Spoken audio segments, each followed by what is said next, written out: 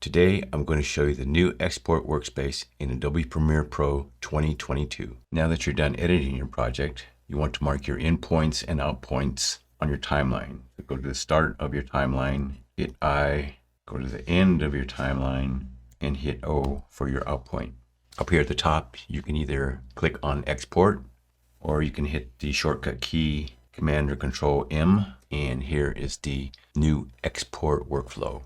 Over here on your right, you have your preview, and just as before, you can hit your space bar or hit your arrow and play it. You have the export range. Since we marked the in and out point, it says source in and out. You have other options here, and you can see the information about your source and information about your output. At the top of your settings, it has media file. Notice that media file, this button is highlighted. You're going to export a media file at a specific location. You can name your file and choose the location that you want to export it to. You have all these presets, and before, all your presets that you would see, it was a long list. So these are some of the common presets that you might use, but you can click here where it says more presets, and all you need to do is search and find another one that you might want and click the favorite preset right here.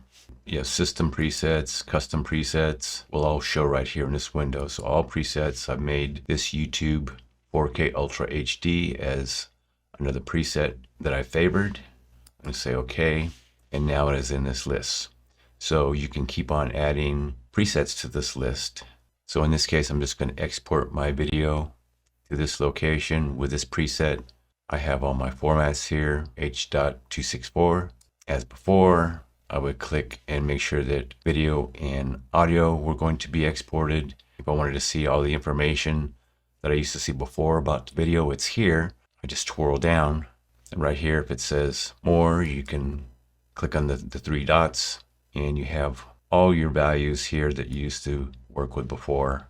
It is just condensed in these menus. On the far left here, you can set up multiple locations that you want to export all at the same time. So for instance, if I wanted to add another location for media file, I can click on this ellipse right here, and it says add media file destination. There's another destination down here. I just need to click on the button here. I can change the file name. I can set the location for this new media file and change all my presets. In addition, I can export this file to any of these other social media platforms. For instance, YouTube. Click here. I can use a preset, for instance, YouTube 1080p Full HD. It's going to ask me to sign in to upload to YouTube. What I'm going to get is a screen like this so I can choose my account. So now I'm signed into YouTube.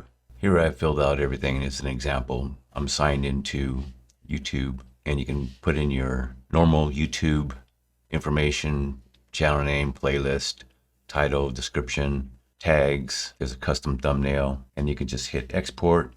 And in this case, it's going to do an export with 2 media file locations and YouTube. And you just say export, and it goes through uploading the file. Also, as part of the new update here in 2022, you can come up here to this icon and you have quick export, and it uses the sequence name as the file and the destination of the project. And you can choose a preset and just say export. So that's something that is new also. Now I'm going to use the new export workflow to show you the best export settings for YouTube in 2022. First, you want to mark the in and out points in your timeline. I'm at the beginning of my timeline. I'm going to hit I, and then I'm going to go to the end of my timeline or my sequence, and then I'm going to hit O for my out point. I'm going to come to the top and click on export. I'm going to use the media file export setting right here. I'm just going to click on this button, and here is my file name I'm going to use and the location I'm going to export to. I want to make sure that video and audio is checked. Twirl this down for the video settings, and I want all my values here for frame size and frame rate to match my source. I can uncheck these at any time and actually put in those values, but I'm going to use match source. And so that way my frame size and frame rate are the same as my video clip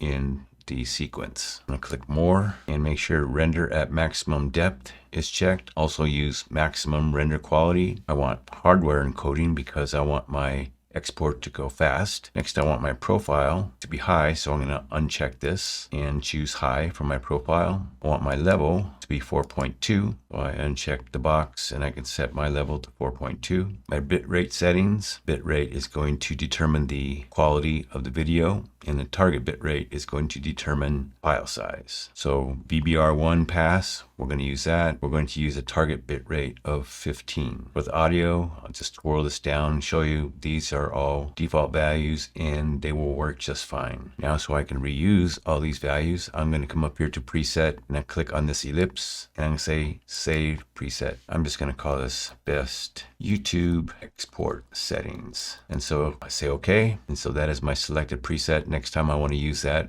I can just get this from the preset drop down. And now I say export, and that's all there is to it. If you want to know more about Premiere Pro, click on one of the videos on the screen now. If you haven't already, like, share, and subscribe.